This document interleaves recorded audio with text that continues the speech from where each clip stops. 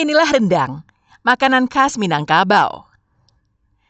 Rendang merupakan makanan terlezat sedunia versi stasiun televisi ternama.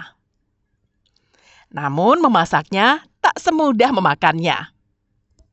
Setidaknya butuh waktu hampir 5 jam untuk memasak rendang dengan sekilo daging sapi. 2 jam untuk mempersiapkan bahannya, 3 jam lagi untuk memasak rendang itu sendiri.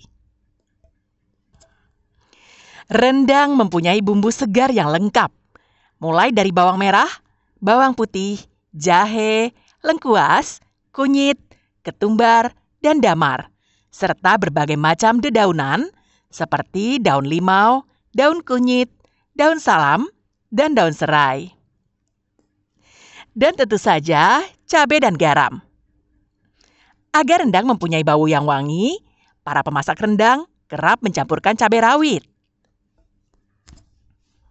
Semua bahan segar tersebut diaduk dan digiling hingga halus, kemudian dicampurkan dengan daging sapi dan didiamkan agar bumbu tersebut meresap ke dalam daging.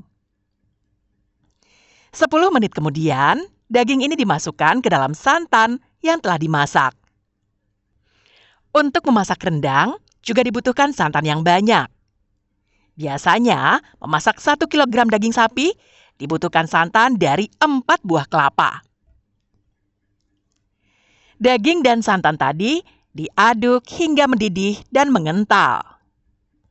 Proses ini harus selalu dilakukan, jika tidak, rendang akan hangus atau lengket di wajannya. Rendang yang legit biasanya dimasak dengan kayu. Pasalnya, dengan suhu bakar sekitar 80 derajat Celcius, panas yang ditimbulkan dianggap cukup untuk mematangkan daging. Namun bagi emak-emak zaman sekarang, memasak rendang tak begitu rumit. Bagi mereka, bumbu untuk rendang tak perlu digiling, tapi menggunakan peralatan elektronik untuk menghaluskannya. Santan juga tak perlu diperas dari kelapa yang sudah diparut.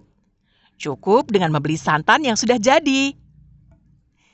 Memasaknya pun juga tak perlu dengan kayu bakar. Mereka menggunakan kompor gas dengan api yang kecil sehingga suhunya tak lebih dari 100 derajat Celcius. Santan juga tak perlu diperas dari kelapa yang sudah diparut. Cukup dengan membeli santan yang sudah jadi. Memasaknya pun juga tak perlu dengan kayu bakar. Mereka menggunakan kompor gas dengan api yang kecil sehingga suhunya tak lebih dari 100 derajat Celcius. Jika orang tua dulu butuh waktu memasak rendang hingga 5 jam, emak-emak zaman sekarang hanya menghabiskan waktu 1 jam untuk memasak rendang dengan 1 kilogram daging sapi. Terlepas dari cara memasak dan waktu yang dibutuhkan, rendang ternyata masakan yang paling menyehatkan.